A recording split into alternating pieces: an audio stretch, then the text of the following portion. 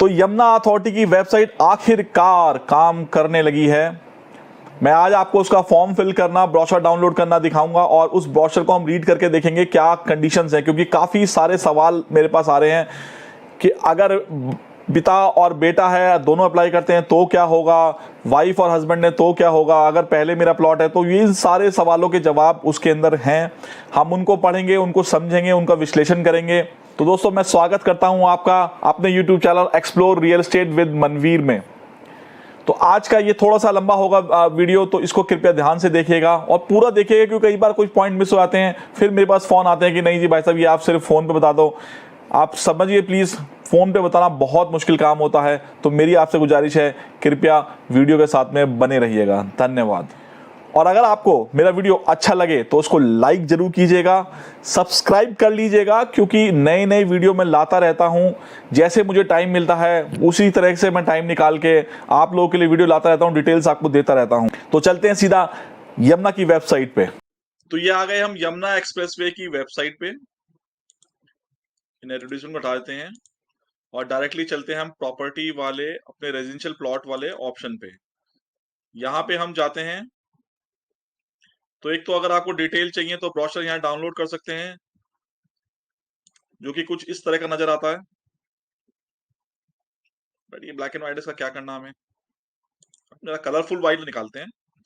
अब यहाँ पर आप अप्लाई नाउ करेंगे तो आपको अपना ईमेल एड्रेस डालना है और पासवर्ड डालना है। ये आपको पहले क्रिएट करना पड़ेगा साइन अप करके। साइन अप के लिए अगर आपका नॉर्मल वे में साइन अप ना हो रहा हो तो फॉरगेट नाउ करके आप उसको कर सकते हैं, उससे वो ईमेल एड्रेस पे आ जाता है।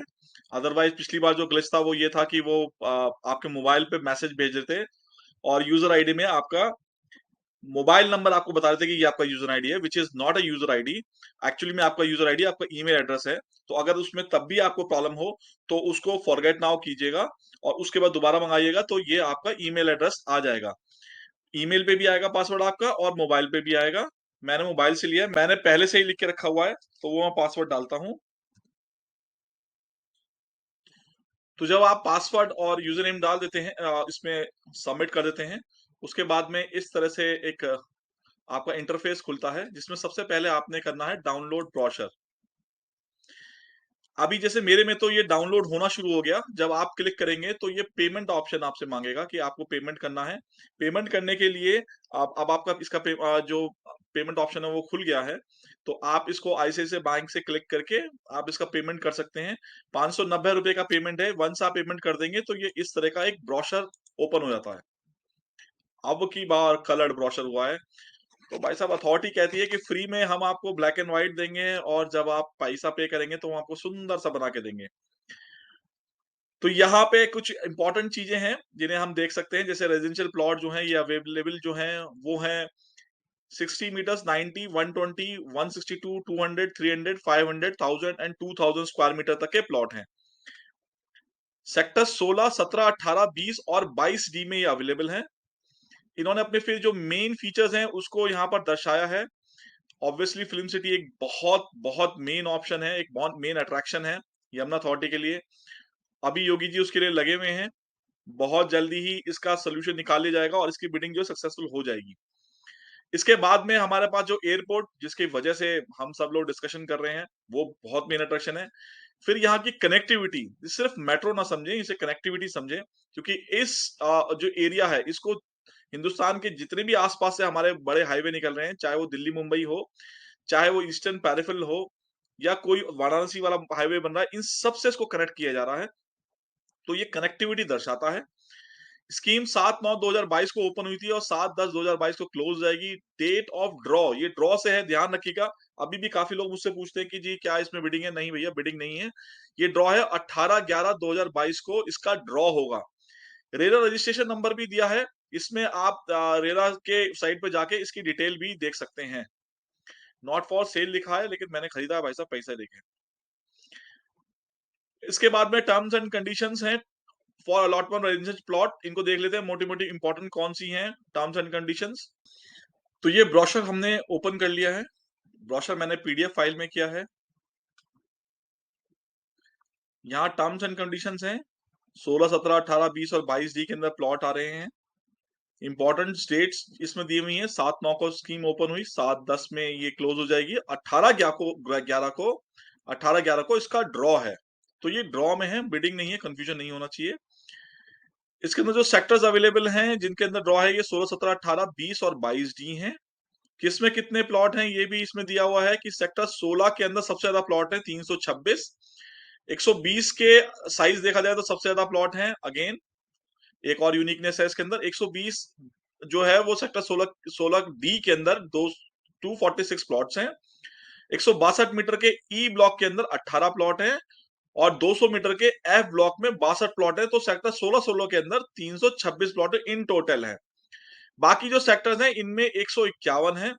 तो अगर हम देखें तो डबल से भी ज्यादा प्लॉट जो है वो सेक्टर 16 के अंदर अवेलेबल हैं। खैर, यहाँ 60 मीटर से प्लॉट शुरू हो जाते हैं। 60 मीटर के 16 हैं, 90 मीटर के 19 है एंड सो ऑन, 2000 मीटर के 4 हैं। अच्छा, यहाँ पर कुछ लोग ये सवाल पूछते हैं कि भाई साहब अगर हम बड़ा प्लॉट अप्लाई करेंगे तो क्या निकलने के चांस ज्यादा है?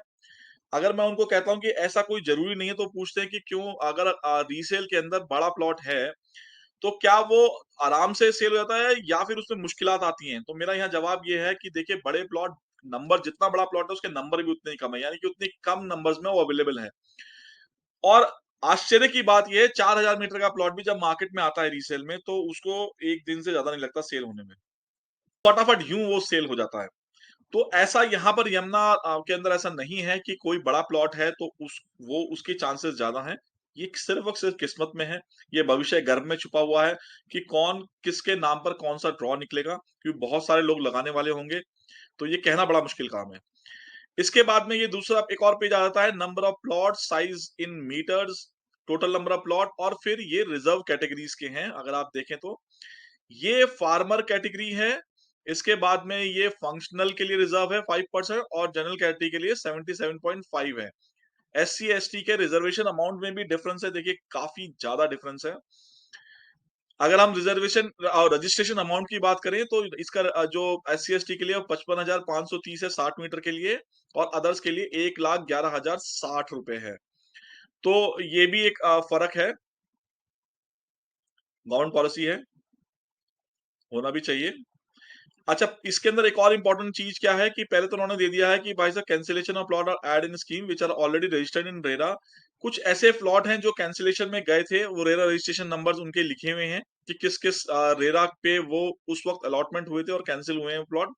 डिटेल्स आपको शायद जब प्लॉट अलॉट होगा उसके बाद में मिल जाएगी। प्रेफरेंस लोकेशन चार्जेस, यानी कि park facing green belt location charge जो है वो 5% ऑफ द प्रीमियम है। कॉर्नर का 5% ऑफ द प्रीमियम है, यानी कि जितना भी आपका जो अलॉटमेंट अमाउंट बैठेगा उसमें 5% प्रीमियम बैठेगा। इसका कॉर्नर के लिए 5 लग जाएगा।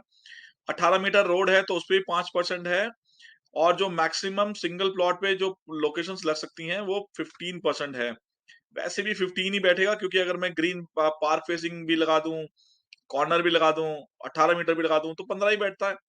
पर हाँ, ये हो सकता है कि एक आधा प्लॉट कोई ऐसा हो जो पार्क फेसिंग भी हो, उसकी ग्रीन बेल्ट की लोकेशन भी लग रही हो, कॉर्नर भी लग रहा हो, और वो 18 मीटर रोड पे, ऐसा हो सकता है चांस। तो मैक्सिमम इसके अंदर जो प्रीमियम है 15% है। रिजर्व कैटेगरी इसमें दिखाया हुआ है, जो फार्मर्स जिनका लैंड एक्वायर किया गया था यमुना अथॉरिटी ने जेवर एयरपोर्ट के लिए या इंडस्ट्रियल पर्पस के लिए, उनके लिए 17.5% रिजर्व्ड है। ऐसे इंस्टीट्यूट या ऐसे इंडस्ट्रीज जिनका यमुना अथॉरिटी ने अलॉटमेंट जिनको दे दिया और फंक्शनल का उनको सर्टिफिकेट मिल चुका है, वो भी 5% उनका भी इसके अंदर रिजर्वेशन है, यानी टोटल 22.5% रिजर्वेशन है। नीचे आते हैं तो इसमें लिखा हुआ है, out of plot reserve for institutional function establishment and farmers whose land has been acquired 21% and 2% allot will be reserve for SC ST applicants respectively. यानी कि अगर हम देखें तो 21% इसमें जो इंस्टीट्यूशनल और फंक्शनल है इसमें, और 2% फार्मर्स के अंदर भी SC ST का रिजर्वेशन भी उसी के अंदर है, अलग से नहीं है। Keeping the view the provision under Sector 43, the Person with Disabilities Act 1995 and 2016 decision taken by authority that the total 4% horizontal reservation will be capped other reserve category and defined above the unreserved category as well. 4% जो है वो जो है आपका इनके लिए भी है, जो हमारे डिसेबल पर्सन है उनके लिए भी एक रिजर्वेशन है। It was decided that the authority that there will be a reservation for handicap applicant. This shall be a total of 4% of plot. Total plots का 4% होगा. Allotment of the category will through draw plots, and in the draw 1% reservation shall be cap of visually impaired applicants. अब इसके अंदर भी देखने वाली बात यह है, दो बड़ी बड़ी अलग अलग बात निकल के आती हैं। पहली बात तो यह है कि हैंडीकैप्स के लिए 4% का रिजर्वेशन है टोटल प्लॉट का। अमंग दैट 1% रिजर्वेशन जो है वो विजुअली इम्पेयर्ड एप्लीकेंट्स के लिए, यानी कि जो कि जिनकी आंखें नहीं है उनके लिए है। हैंडीकैप में SC/ST applicant category shall be enclose an attested copy of certificate by the competent authority. ये मतलब जो भी आपका रिजर्वेशन है उसके लिए आपको गवर्नमेंट अथॉरिटी से जो आपको सर्टिफिकेट मिलता है वो आपको देना पड़ेगा, चाहे वो SC/ST हो चाहे हैंडीकैप्ड हो, आपको वो इंक्लोज करना पड़ेगा।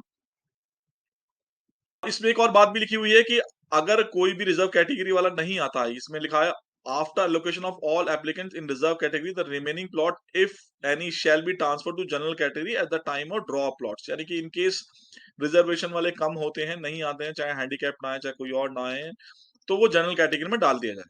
यही अगला पॉइंट भी, F पॉइंट भी यही है। Premium on plot, the rate of land and residential plot under the scheme is 18,510 रुपए का रेट निकाला है। मेरा थोड़ा सा सीधा नहीं चलता है हाथ इसमें माउस पे। प्रीमियम के प्लॉट के अंदर एक और बड़ी इंपॉर्टेंट बात इन्होंने लिखी है कि अगर कोर्ट ने या स्टेट गवर्नमेंट ने या अथॉरिटी ने किसी तरह का कोई रेट इंक्रीज करती है तो वो कॉस्ट बाद में जोड़ी जा सकती है, जैसे कि पहले भी हुआ है। किसान कोटे के प्लॉट जो हैं, किसान को जब कॉम्पनसेशन बढ़ाया गया तो फिर जो रेट है वो बेयर करना पड़ा जो लॉटीज थे। पेमेंट मेथड लिखा हुआ है, all payment shall be made in favour of Yamuna expressway authority in the form of NFT RTGS। RTGS और NFT ही ये ले रहे हैं, यानी कि ऑनलाइन है पेमेंट, सारा ऑनलाइन ही सारी चीजें होंगी। पेमेंट आप ऑनलाइन कर सकते हैं वेबसाइट के थ्रू, पेमेंट गेटवे वहां पे खुल चुका है। कैश या किसी और तरह का पेमेंट जो है वो नहीं एक्सेप्ट होगा। समझ गए भाई साहब, ये तो बात अच्छी है आपकी। अलॉटमेंट पर allotment shall be through a draw of lots of plot numbers. Draw के थ्रू ही ये प्लॉट्स का नंबर होगा। Draw shall be undertaken for each category separately. हर कैटेगरी के लिए अलग अलग ड्रॉ निकाला जाएगा। Within category first draw shall be conducted for applicant who choose option 1 as a payment plan. ये पेमेंट प्लान ये बड़ा इंपॉर्टेंट है, मैं आपको बताऊंगा। पहले पेमेंट प्लान 1 वाले निकाले जाएंगे। Thereafter second draw shall be conducted for applicant who choose payment option 2 and third होगा जो पेमेंट ऑप्शन 3 को चूज करेंगे। एक और 7 पॉइंट है कि adjustment and refund of registration amount, इसको पढ़ना जरूरी है। In case of successful applicant the registration money shall be adjusted against the total payable premium plot. यानी कि जो आपने रजिस्ट्रेशन अमाउंट दिया है वो टोटल के अंदर एडजस्टेबल होगा, यानी कि वो इंक्लूड होगा। इन case of unsuccessful applicant registration money shell be refunded without any interest. बिना इंटरेस्ट के आपको आपका पैसा जो है वो वापस कर देंगे। if period of deposit of such registration with the authorities less than 1 year from the date of draw, इन वो भी उस केस में मतलब आपको इंटरेस्ट नहीं देंगे अगर वो 1 साल के अंदर अंदर आपको पैसा दे देते हैं। अगर 1 साल से ज्यादा हुआ तो वो आपको सिंपल इंटरेस्ट देंगे बैंक का, SBI का। ये थोड़ा सा मुझको समझ में नहीं आती। मतलब ऑब्वियस सी बात है वो उसको इसी बात पे देंगे कि भाई कितना दिन आपका बैंक में रहा। ये मुझे कभी समझ में नहीं आता कि भाई साहब जब आपको देने का नंबर होता है तो आप सिंपल इंटरेस्ट वगैरह पे आ जाते हैं, और जब आप लेते हैं तब कंपाउंड इंटरेस्ट आप चार्ज करते हैं। मेरे को कभी समझ में नहीं आया। इनफैक्ट गवर्नमेंट कहती है कि जितना जिस जो आप चार्ज कर रहे हैं उसी हिसाब से आपको देना चाहिए, या जिस हिसाब से दे रहे हैं उसी हिसाब से आपको चार्ज करना चाहिए। कोर्ट तो यही कहता है। अब पता नहीं गवर्नमेंट भी ऐसा ही क्यों करती है, चलिए जो भी कर रहे हैं। The applicant must mention there mobile number, bank account number, IFSC code, सब कुछ आपको मेंशन करना पड़ेगा जिससे कि आपका पेमेंट जो स्मूथली हो सके उसके अंदर। अब आते हैं मेन चीज पे, पेमेंट ऑप्शंस। ये देखने वाली चीज है। पहला पेमेंट ऑप्शन जो है वो है कि आपको 100% पेमेंट देनी है, जिसके अंदर ऑब्वियसली रजिस्ट्रेशन अमाउंट जो है इंक्लूड रहेगा आपका 60 डेज के अंदर, यानी कि आपको अलॉटमेंट मिलने के 60 डेज के अंदर अंदर आपको पूरा पेमेंट करना पड़ेगा। सेकंड पेमेंट ऑप्शन है 50% और टोटल प्रीमियम 60 डेज के अंदर आप देंगे, और बाकी 50% जो है वो आपकी दो हाफ ईयरली इंस्टॉलमेंट बन जाएंगी, जो कि 61वें दिन से आपकी शुरू हो जाएगी डेट, और इस पे आपको 9% पर एनम का इंटरेस्ट आपको देना होगा, रिड्यूसिंग प्रिंसिपल पे। इसमें एक बात और ध्यान रखनी है कि आपको, अगर आपका लेट होता है तो आपको 3% कंपाउंड इंटरेस्ट लगेगा half yearly with GST, GST के साथ लगेगा। थर्ड ऑप्शन जो है, इसमें आप 30% आप पेमेंट करेंगे 60 डेज के अंदर, और रिमेनिंग 70% जो आपका अमाउंट है वो आप 10 हाफ ईयरली इक्वल इंस्टॉलमेंट्स देंगे, जो 61वें दिन से कैलकुलेट होगी। इस पे भी आपको 9% का पर एनम का आपको चार्ज लगेगा, यानी आप इसमें रिड्यूसिंग प्रिंसिपल अमाउंट 9% के हिसाब से पर एनम के हिसाब से इंटरेस्ट पे करेंगे, और डिले होने पर आपको 3% का कंपाउंड इंटरेस्ट लगेगा ईयरली एक्स्ट्रा। ये एक्स्ट्रा है तो टोटल आपका 12% बैठा जाएगा, इसमें कंफ्यूज नहीं होना। तो हमारा 12% का हमें इंटरेस्ट लगेगा उस केस में। इंटरेस्ट की क्या, फ्लोटिंग इंटरेस्ट की इन्होंने रिवाइज्ड हो नोट दिया हुआ है कि interest rate will be floating rate and will be revised on 1 January and 1 July each year as per GO number this 9 July 2020। Interest ये जो है वो रिवाइज कर सकते हैं। Those applicant not able to confirm payment option in form and consider as a payment option 1। ये बढ़िया बात लिखी है, अगर आप पेमेंट ऑप्शन डालना भूल गए हैं तो ये मान के चलेंगे कि आप पूरा पेमेंट एक साथ करना चाहते हैं। After payment of lot of money and installments the allottee will have to inform the authority within 1 week. वाह, ये बड़ी अच्छी बात है। After payment of allotment money and installments the allottee will have to inform the authority within 1 week, यानी payment आपने जमा करानी है भाई साहब, और जाके अथॉरिटी को इन्फॉर्म करना है कि मैंने पेमेंट जमा करा दी है। अरे भैया, ऑनलाइन कर लो इसको भी, काम को तो ऑनलाइन हो सकता है आराम से। चलिए, extension of time for making payment, all payment shall have to made within the time specified and no extension in time of making allotment money shall ordinary be granted।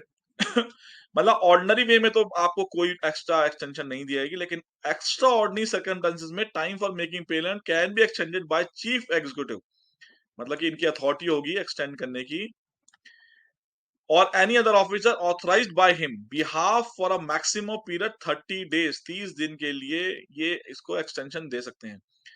Such extension of time, if granted, shall be subjected to the payment of interest 9% and plus 3%, यानी कि जो भी extension दी जाती है extra ordinary circumstances में, उस पे 12% का आपका हाफ ईयरली आपको इंटरेस्ट लगेगा। मेरे ख्याल से जो लोग यहाँ के नहीं हैं उन लोगों को आइडिया नहीं होगा, बट आपको ये पता होना चाहिए गौतम बुद्ध के अंदर जितनी प्रॉपर्टीज हैं they are leasehold properties only. आप यहाँ के सिर्फ और सिर्फ किराएदार हैं। 90 साल के लिए आपको ये लीज पे मिलेगा, और इसमें वन टाइम लमसम आप लीज रेंट पे करते हैं, जो कि 10% of total cost of plot बैठती है। Area of allotted plot. In some cases, the area of allotted plot may slightly vary, increase or decrease at the time of handing over or possession of the plot. In such case, the premium of plot will stand varied proportionality। pronunciation दिक्कत हो रही है, लंबा pronunciation है। If variation in area is less than or equal to 10%, then on such basis the allotment shall have no right to surrender the plot। मतलब in case कई बार क्या होता है कि जैसे कॉर्नर प्लॉट आ गया या कुछ और, जनरली कॉर्नर प्लॉट्स के साथ ही ऐसा होता है कि कई बार क्या होता है कि प्लॉट को एक साइड से इसकी जो नक्शा है बनता चला आता है, और एक साइड में जाकर अगर कम है या ज्यादा है तो उतना एरिया छोड़ देते हैं। तो यहाँ पर कहने का तात्पर्य ये है कि अगर 10% से कम है या 10% तक है तो आपको एक्सेप्ट करना ही पड़ेगा। उससे ऊपर है तो फिर आप अथॉरिटी को इन्फॉर्म कर सकते हैं कि भाई इसे मैं ले सकता हूँ या नहीं ले सकता हूँ, ऐसा पॉसिबिलिटी है। लेकिन इन केस ऑफ सरेंडर आप 10,000 रुपए का प्रोसेसिंग फीस है वो आप जमा कराएंगे। बाकी का पैसा जो है आपका हो जाएगा रिटर्न बिना किसी इंटरेस्ट के। हम इंटरेस्ट पूरा लेंगे, आपको नहीं देंगे। After getting lease plan in case additional area, वही बात लिखी हुई है कि लीज प्लान के बाद भी अगर 10% मिल जाता है तो जो बाकी का पैसा है उस पे सिंपल इंटरेस्ट लगेगा। 2 हाफ ईयरली इंस्टॉलमेंट बन सकती हैं आपकी। अगर 10% ज्यादा है तो उस केस के अंदर बात है। जनरली ये कॉर्नर प्लॉट के लिए ही बैठता है। कभी कभी ऐसा हो जाता है कि इन्हें देना पड़ जाता है, डिवाइड भी करना पड़ता है, पर यहाँ पर जनरली कॉर्नर प्लॉट के लिए ही होगा। किसान कोटे के अंदर घटबढ़ थोड़ी बहुत हो जाती है। The plots will be allotted and accepted by the allottee on as is where is basis conditionally। जैसे हैं वैसे ही आपको मिलेंगे, इसमें कुछ कर करा के हम देंगे नहीं। कहने का मतलब ये है, आप जाने आपका काम जाने। Allotment, possession, construction and subdivision on the basis of availability of land, the number of plots available for allotment may be increased or reduced at the discretion of authority। हाँ, ये हो सकता है जी कि अथॉरिटी जो है नंबर ऑफ प्लॉट जो है कम या ज्यादा कर दे, उनके ऊपर मर्जी है उनकी। In the scheme the allotment shall be done by mutual draw, the tentative date of draw shall be in the month of 18/11/2022। In any change in the date of actual draw shall be informed by the applicant by means of publication in daily newspaper and will also be available at the website येडा। यानी कहने का मतलब है 18/11 को इनका draw होगा, पर इन केस कोई ऊपर नीचे होता है तो हम आपको इन्फॉर्म कर देंगे, वेबसाइट पे डाल देंगे, भैया चेक कर लेना, और न्यूज़पेपर में डाल देंगे, निकाल देंगे। आप ध्यान से न्यूज़पेपर पढ़ते रहिए। Allotment letter to be successful applicant shall be sent within 30 days after the date of draw। 30 दिन के बाद में आपको अलॉटमेंट जो लेटर्स हैं वो भेज दिए जाएंगे, जिन जिन का भी इसमें निकल जाएगा allotment. Authority shall offer possession of allotment after completion of development which take approximately 5 year time। ये मुझे सुनकर बड़ा तेज चक्कर आया कि 5 साल का टाइम मान के चल रही है। The possession will be offered only after deposit of money according to the payment plan mentioned in allotment letter. यानी कि ये तो सारा पैसा ले लेंगे भाई साहब, 5 साल बाद देंगे पोजीशन ये। अब ये बात समझ में नहीं आती है मुझे। भाई पैसा आप सारा सारा ले रहे हो भाई साहब, और हमें आप प्रॉपर्टी दे नहीं रहे हो। चल क्या रहा है देश में, क्या कह सकते हैं।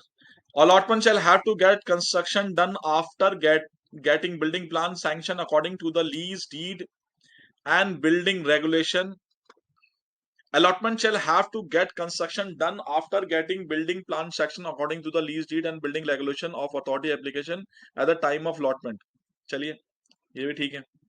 जब आपको अलॉटमेंट मिल जाएगा, कंस्ट्रक्शन आपको अलाउ हो जाएगा, आप अपना नक्शा पास करिए और कंस्ट्रक्शन कर सकते हैं as according to the government.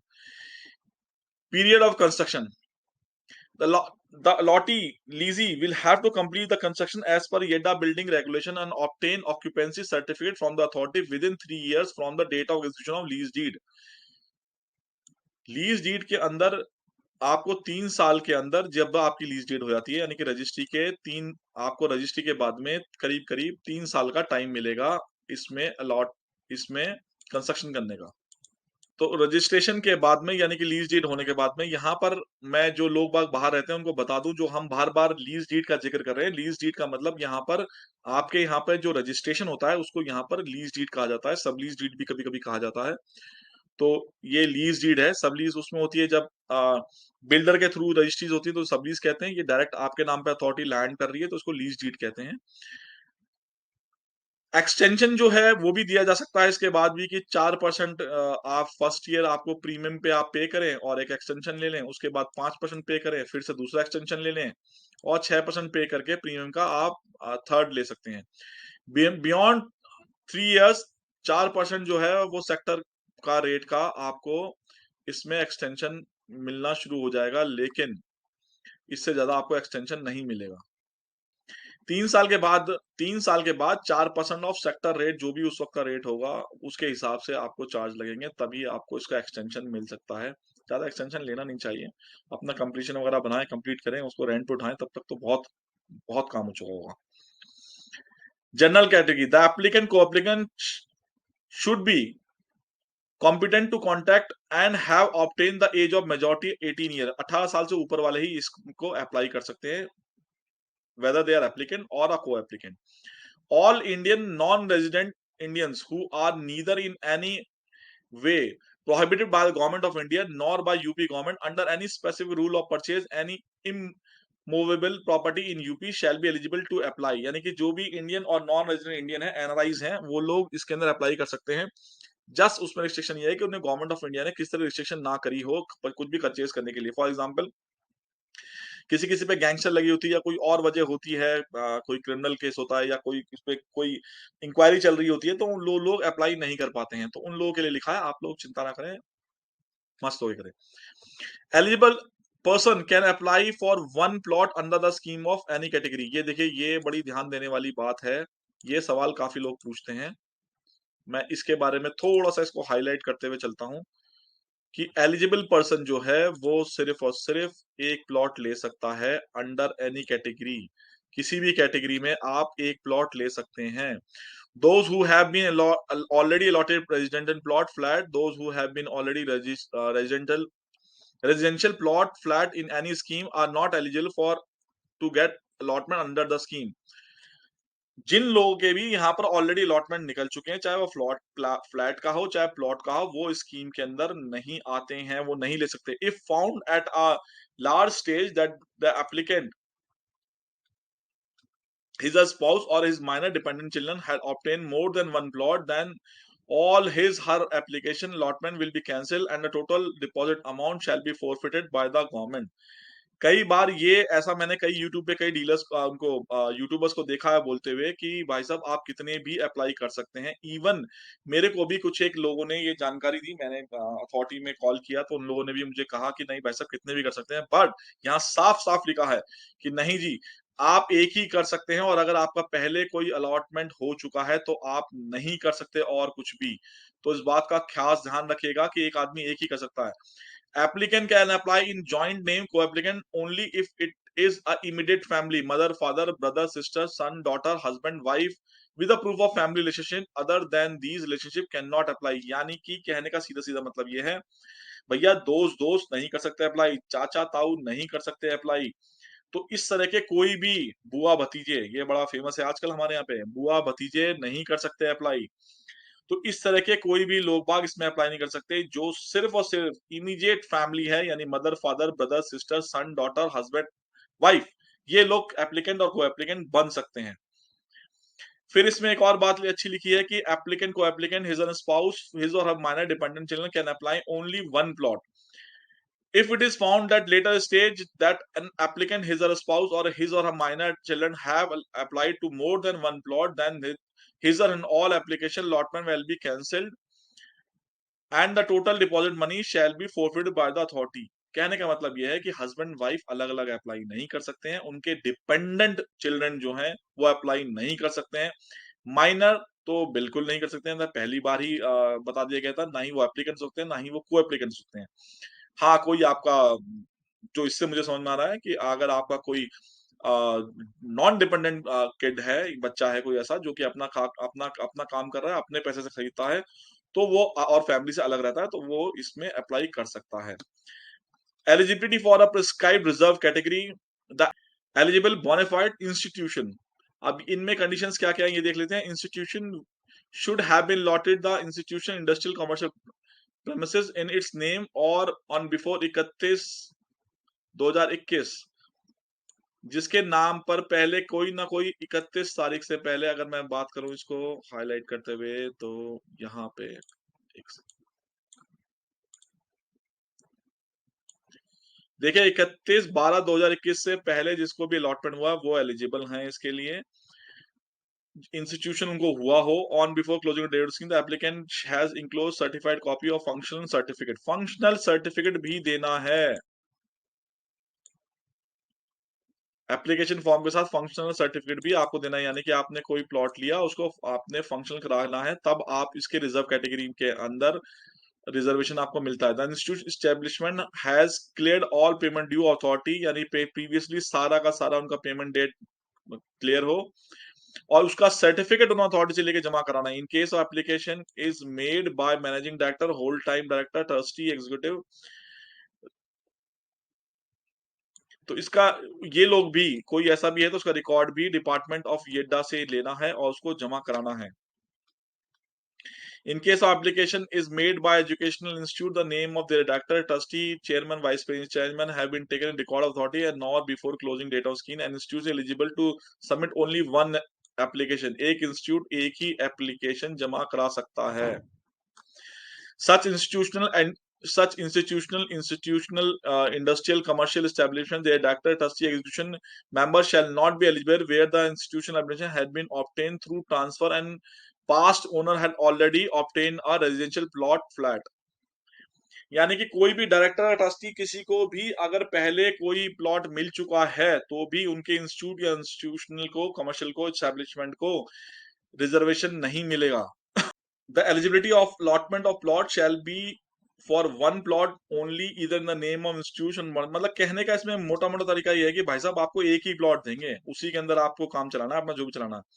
आपके पास अगर पहले कोई प्लॉट है तो हम आपको देने के तैयार नहीं है. आप चले जाते हैं फार्मर वाले पे. फार्मर में क्या करें? Only those farmer eligible to apply under the scheme whose land has been acquired, purchase and under hidden without encroachment possession has been taken by Yamuna Expressway Authority or in Jewar Airport before closing date of scheme under the stamp of 100% taken by the applicant farmer for the performer given in brochure. अच्छा जी, जिनका भी land इसके अंदर गया है Yamuna authority में या airport में, जेवर एयरपोर्ट बनाते हुए, उन लोग, अच्छा ये लोग इसको जेवर एयरपोर्ट बोल रहे हैं. अच्छा, वैसे तो नोएडा इंटरनेशनल एयरपोर्ट है पर ये जेवर एयरपोर्ट बोल रहे हैं. चलिए कोई बात नहीं. तो जिनका भी लैंड गया उनके लिए रिजर्वेशन है. In case a land owner has been already allotted residential plot, build a flat in his name for his spouse, यानी कि अगर उनके पास भी कोई और प्लॉट है तो उनको भी नहीं मिलेगा भैया. The applicant should have received the compensation in his own land on and before closing date of scheme. Those farmers who have encroachment or any acquired land of authority or have filed any suit against authority not eligible for allotment this scheme. ये बड़ी अच्छी बात है. जिस farmer ने compensation ले लिया है और जिस फार्मर ने अथॉरिटी के साथ में कोई एंक्रोचमेंट का कोई केस नहीं चल रहा है, कोई झगड़ा नहीं है, अथॉरिटी पे उसने कोई केस करा नहीं है, वो ही एप्लीकेबल है इसमें, और कोई नहीं है. In case there is a one joint खातेदार, ऑल जॉइंट खातेदार can apply under this scheme. अच्छा, draw between all such eligible joint खातेदार ऑफ द खाता shall be made on one successful applicant out of all joint खातेदार shall be selected and will be conducted in the final draw of dates. अच्छा, कहने का मतलब ये है कि जितने भी जॉइंट खातेदार हैं सब लोग अप्लाई कर सकते हैं, लेकिन सिर्फ एक को ये लैंड मिलेगा, प्लॉट मिलेगा रिजर्वेशन के हिसाब से, वो बाद में डिसाइड करेंगे ये. Under the category, the successful applicant lottee cannot transfer allotted plot up to 5 years from the date of allotment. अब ये एक नई बात आ गई है कि 5 साल तक आप जो है इस प्लॉट को ट्रांसफर नहीं कर सकते. यानी कि जब तक ये पोजीशन नहीं देंगे, 5 साल का उन्होंने टाइम दिया है, तब तक आप इसको ट्रांसफर नहीं कर सकते. ये चलिए इसका सोल्यूशन बाद में निकालेंगे, क्या करा जाएगा देखते हैं. कोई सोल्यूशन आएगा तो आपको बताया जाएगा. No encroachment has been done, ये तो फार्मर्स के लिखा हुआ है कि आप कोई इंक्रोचमेंट ना करिए तो ही हम आपको देंगे. बाकी किसानों के लिए है कि क्या क्या उन्होंने करना है. Procedure to apply the application only submitted, ये इसको ध्यान से देख लेते हैं. The application only submitted online submit होगी. एप्लीकेशन जो फॉर्म है वो 500 प्लस 18% जीएसटी जो मैंने आपको बताया था कि यानी 590 रुपए मिलेगा. The application for duly completed and sign along with the required registration money and all the required annexure shall be submitted to online. जितना भी पेपर वर्क है आपका सब कुछ ऑनलाइन होना है और आपके लास्ट डेट से पहले पहले आपको इसको सबमिट कर देना है. इसमें एक और पॉइंट है, if application incompleted in any respect whatsoever or if any column is left blank or if the photo is not pasted at the designated place or mentioning an incomplete or untrue address or signature or a thumb impression found on the declaration of entered wrong detail in application form, the applicant shall not be considered at all. ये कोई भी गलती होगी तो ये cancel कर देंगे उसको, सीधी सी बात ये है. Functioning option available, financing option available in license bank branches subject to necessary qualifications. ये आपके ब्रांचेस हैं जो कि आपको फाइनेंस भी कर देंगे आपका 10% भी शायद ये फाइनेंस कर देते हैं। In case of registration money is financed by any bank, यानी कि रजिस्ट्रेशन अमाउंट भी फाइनेंस हो रहा है। The refund of unsuccessful applicant money will be spent to bank only. In case applicant is successful then issued applicant letter will be send to financial bank address only. अच्छा, कहने का मतलब यह है कि अगर आप रजिस्ट्रेशन अमाउंट भी आप बैंक से फाइनेंस करा रहे हैं, जिसमें भी कोई बुराई नहीं है, वैसे अपने पैसे में तो अच्छा है, बट फिर भी कुछ लोग नहीं चाहेंगे अपने लगाना। तो खैर, अगर वो आप करते हैं तो आपका जो पैसा है, अगर आपका नहीं निकलता है तो बैंक को वापस हो जाएगा, और अगर आप सक्सेसफुल होते हैं तो अलॉटमेंट लेटर जो है वो बैंक को दिया जाएगा, आपको नहीं दिया जाएगा। In entries in application form, once the application form is submitted only change of address is allowed. अगर आपने एक बार उसको ऑनलाइन सबमिट कर दिया तो सिर्फ और सिर्फ एड्रेस ही चेंज कर सकते हैं। Change in address or if any may be communicated to the authority the by registered post to registration plot department Yedda, the applicant shall make arrangement to get letter redirected to the changed address respectively to undelivered letters. However, date of allotment address shall hold good for the payment of allotment money and installment in case of delay in receipt of letter due to change in address. हाँ जी, कहने का मतलब तात्पर्य ये है कि भाई साहब एड्रेस चेंज हो गया, आपने भेज दिया, वो ठीक है, लेकिन जिम्मेदारी अथॉरिटी की नहीं है। जो लेटर उन्होंने पुराने एड्रेस पे भेज दिए वो आप जानो, और अगर आपको उन लेटर्स की वजह से किस तरह से पेमेंट डिले होती है तो वो आप जानो, आपको इसका हर्जाना भरना पड़ेगा, यानी कि इंटरेस्ट लेट हुआ तो देना पड़ेगा। सरेंडर के बारे में पढ़ लेते हैं। विड्रॉ और surrender, in case of surrender before draw of lots the entire registration amount deposit shell be refunded without interest. अगर आपने ड्रॉ से पहले ही कर लिया तो कोई बात ही नहीं है, सारा रजिस्ट्रेशन अमाउंट आपको हो जाएगा। No withdraw of application will be entertain after final publication of eligible list. एक बार पब्लिकेशन लिस्ट हो गई तो उसके बाद आप विड्रॉल नहीं कर सकते हैं। In case of withdrawal of application before any allotment letter issue then after deducting an amount of 10,000 rupees from registration money the balance shall be refunded without any interest thereof. अगर in case आप चाहते हैं कि नहीं भैया मैं आप plot लेना चाहता नहीं हूं, तो आपका 10,000 रुपए काटेंगे रजिस्ट्रेशन अमाउंट से, आपको रिफंड कर देंगे वो। In case of surrender any time after allotment but before expiry of due date and deposit of allotment money, then after deducting 10% of registration amount, balance will be refunded without any interest. 10% आपका registration amount का ये deduct कर लेंगे अगर आपने बाद में किया तो। सोचना है, पहले सोच लें, 10,000 रुपए का नुकसान लें और हट जाएं। लेकिन अगर आपने एक बार आपका अलॉटमेंट हो गया उसके बाद आपने करा तो पैसा आपका बहुत कट जाएगा। इन case of surrender at any time due date of deposit of allotment money but before execution of lease deed, then after deduction of amount equivalent to registration money, the balance if any shall be refunded without any interest. तो registration amount काट के आपका balance पैसा वापस कर देंगे। अगर आप लीज डीड से पहले, आप कराने से पहले आप सोचते हैं कि नहीं भैया पैसे नहीं बचे, हमें नहीं चाहिए। In case of surrender at any time after the execution of lease deed, then out of deposit amount, an amount 30% of total premium of plot shall be deducted and balance will be refunded without an। अगर आप इसे थोड़ा ध्यान से पढ़ लेते हैं। In case of surrender, in case of surrender at any time after execution of lease deed, यानी लीज डीड आपकी हो गई उसके बाद आप करते हैं, then out of deposit amount an amount of 30% of total premium, यानी कि अगर आपकी लीज डीड भी हो गई उसके बाद आप सरेंडर करते हैं तो भाई साहब 30% अमाउंट आपका काट लिया जाएगा टोटल प्रीमियम में से, और बैलेंस पैसा आपको बिना इंटरेस्ट के वापस कर देंगे। Application for withdrawal of application or surrender of application shall be either sent by registered post with acknowledgement due to owe or by personally at the reception of authority against stamped receipt। अच्छा, and the date of withdrawal surrender will be date of which is application। देखिए हमारी authority कितनी अच्छी है, हम आपका online लेंगे सारी चीजें, लेकिन जब आप वापस करने आएंगे तो आप अपना पोस्ट से कीजिए, रजिस्टर्ड पोस्ट से कीजिए, और आप पर्सनली आके रिसेप्शन पे दीजिए, ये अच्छी बात है। कैंसिलेशन या सरेंडर जो है वो नहीं है ऑनलाइन, वो आपको आके करना पड़ेगा। चलिए जी, along with the application of surrender the allotee shall have to attach the original of the receipt of registration form, allotment letter, this his bank passbook photography, cancelled check with bearing name, account number and IFSC code। ये सारी चीजें आप डाल के ही आप इसका cancellation आप इसको सबमिट करें। The signature of applicant is a must on application of withdrawal, surrender and self attached photograph should also be pasted on. Bank से एक एप्लीकेशन मांगते हैं कि भई अपना सिग्नेचर और फोटोग्राफ जो है वो आप उसके साथ में अटैच कर दें, एक पेपर पे लें, उससे करा लें। कैंसलेशन एक बार ये पढ़ लेते हैं। Note the date of surrender in above cases shall be date on the application with photo cancel cheque application ID and receipt of the authority office no subsequent claim on the basis of postal other certificate will be entertain.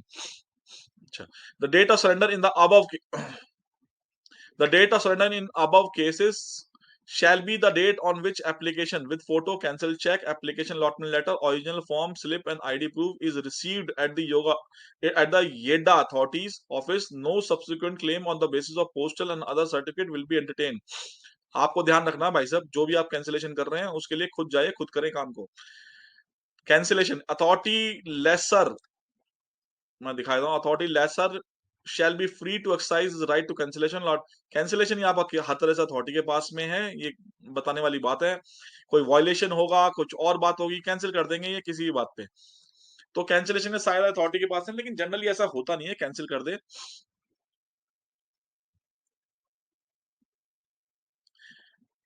Restoration, कई बार क्या होता है कि आदमी ने cancel करा लिया किसी भूल चूक किसी भी वजह से, और वो फिर से चाहता है नहीं जी मेरे को दोबारा से मिल जाए। तो ये कहते हैं कि वो सीओ ही कर सकता है उसको रिस्टोर, 10% टोटल चार्ज का प्रीमियम ले लेगा आपसे, उसको रिस्टोर कर देगा डिपेंडिंग ऑन, मतलब उसकी विल है वैसे, ऑल दो ये उसकी विल है कि वो उसको करता नहीं करता है। अब एक पॉइंट है overriding power of over dormant properties. इसमें है कि कोई reservation right of all minerals coals washing gold earth oil कुछ भी ऐसा कुछ निकलता है तो उसको आपको कंपनसेशन चाहिए कि ले लिया जाएगा आपसे, मोटी मोटी बात तो ये है, बाकी इसमें और कुछ है नहीं खास। यहाँ पे एग्जीक्यूशन ऑफ लीज जी, the possession of allotment will be handed over after 5 years from the issue of allotment. 5 साल बाद आपको मिलेगा। The date on which the lease is approve from will be treated as the date of possession. जब आपका lease deed होगी तो उसे position ही माना जाएगा। The allotment will be acquired to enter the legal documentation यानी कि execution and registration of lease deed and take possession of plot within period of 180 days from the date of offer a possession of intimation to do so. 180 दिन के अंदर आपको उसकी lease deed करा के position ले लेना है। In the event of failure to do so lottery shall be liable for pay administrative charge at the rate of 1% total premium of extension of 1 year from the due date. 1% का आपको charge लगा देंगे अगर time से आप नहीं आए, ये एक और अलग बात है। The allotment shall be granted maximum 180 days, 180 दिन मिले हैं आपको, आप अपना ले लीजिए चेकलिस्ट और अपना इसका एग्जीक्यूशन करा लीजिए, मतलब इसकी लीज डीड करा लीजिए। For the first 5 years, 1% of total premium lot shall be paid by the lottery as the extension charges for particular charges. The charges shall be proportionally divided and paid in a quarterly manner. For the second year, 2% the total premium amount shall be paid by lottery as the extension charges for the particular year. The charge shall be proportionately divided and paid in the quarterly manner. After 2 years, the penalty will be under prevailing policy of YEDA. Stamp charges, registration charges, and all other expenses payable on the execution of our document shall be borne by the lottery. कहने का सीधे से मतलब है अगर आपने registration नहीं कराया तो पहले साल 1% लगेगा एडिशनल और उसके बाद में सेकंड ईयर 2% लगेगा, और स्टैम्प का जो भी उस वक्त के चार्जेस होंगे उसके हिसाब से आपको स्टैम्प पेपर खुद परचेज करने हैं, सारा खर्चा आपने खुद करना है। Document charges that cost and expansion of preparation registration legal document including the cost of stamp paper and other incidental expansion will be borne by, आप सारे पैसे आपने देने हैं, सीधी सी बात है। स्टैम्प के पैसे आपने देने हैं, कुछ और पैसे लगेंगे वो भी आपने देने, सब आपने देने हैं। Mortgage any lease with the previous written permission of mortgage के बारे में लिखा हुआ अथॉरिटी ने बड़ी अच्छी बात लिखी है कि भाई साहब अगर आपने बैंक को दिया है, लोन दिया है या कुछ भी करा है और इन केस आप किसी भी तरह से पेमेंट करने में फेल होते हैं या कोई ऐसी परेशानी आती है तो पहला अधिकार जो है वो अथॉरिटी का है, अथॉरिटी आपका कब्जे में लेगी। देखिए अथॉरिटी सारे राइट्स अपने पास रखती जा रही है। In case of legal hairs यानी कि आपके जो वसीयत होगी वो upon the death of a lottie leasee transfer of plot of legal heirs will be allowed with the prior written permission from the chief executive officer। ये normal सी बातें हैं कि अगर इन केस भगवान ना करे किसी लॉटी की डेथ हो जाती है तो उसके बाद में जो उसके लीगल लॉटी होंगे वो सीओ के पास जाएंगे, उसका एक तरीका है, उसके हिसाब से उसको सक्सेसर को दे दिया जाएगा। Transfer charge are payable in case of transfer of succession. ये दोबारा चेक करने वाली चीज है, पर ये लिखा हुआ तो ठीक ही है, क्या दोबारा क्या चेक करेंगे इसको। No transfer charge are payable in case of transfer by succession. Transfer charge जो है वो एप्लीकेबल नहीं होते हैं अगर सक्सेसर जो है वो ले रहा है। आप अपने किसी लीगल उसको दे रहे हैं तो कोई दिक्कत नहीं है, उसके अंदर ट्रांसफर चार्ज नहीं लगेंगे, लेकिन अगर किसी और को आप दे रहे हैं तो उस केस के अंदर ट्रांसफर चार्ज जो है एप्लीकेबल होंगे। लैंड यूज, लैंड यूज इसमें साफ साफ लिखा हुआ है, the allotment shall be use only for residential purpose and for no other purpose whatsoever. सिर्फ ये रहने के लिए हो सकता है और किसी के लिए नहीं हो सकता। The allotee shall not be indulged carry out any activity on or from the premises which may amount the change in land use for likely to cause pollution nuisance। किसी भी तरह का पोल्यूशन करने वाली कोई भी चीज नहीं कर सकते हैं। Use of plot for any non residential purpose like shop, office, clinic, nursing home, school, certificate, beach or terms and conditions for which the allotment lease when cancelled and the authority would be free to seal or render। यानी कहने का मतलब ये है कि नोएडा और गौतम नगर के